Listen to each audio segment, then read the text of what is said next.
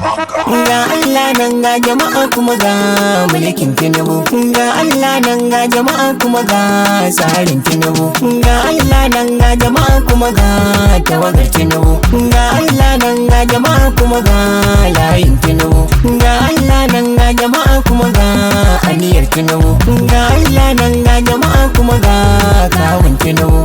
Ga Allah nan ga jama'a kuma ga dukan Tinubu.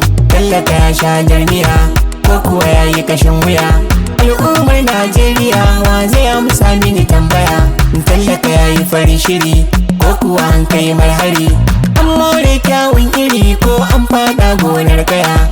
Tallaka ya shiga inuwa ko an sa masa shakuwa. Sauki ba ranar zuwa in an ci hajjin ba bibiya.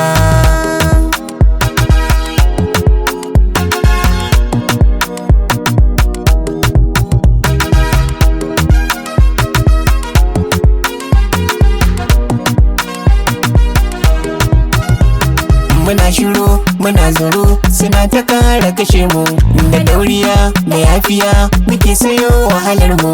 Da mintino su hausuno abinda zai yi barakan mu. Bana ba fa gudun ma za mu yi ba.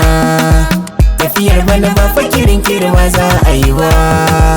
Zaɓen bana ba fa kwaran kwace ma za mu yi ba. Shirin bana ba fa karan bara ma za a yi ba. Ba za mu kashe matsalar mu da lalaci ba.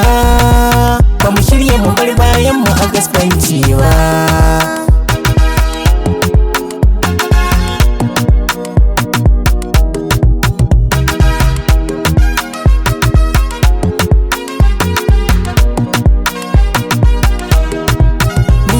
Talauci kwarai masifa ne, illa gare shi mugu ne. Da ya cimma al'umma zai lalata ta dan bala'i ne. Allah ka sa ya kyale ni, ya ratse ya daina nuna ni. Ko ban da lafiya kar ya kusance ni ko a daji ne.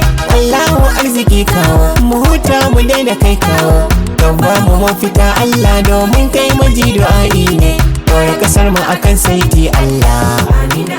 Shugabanni masu nagarta ya Allah. Su kawo ƙarshen dukkanin matsala. Bara gurbin cikin su kore ya Allah. Kwace ikon mai samu cikin wahala. Ka ba mu zaman lafiya da alkhairi a ƙasa dukkanmu.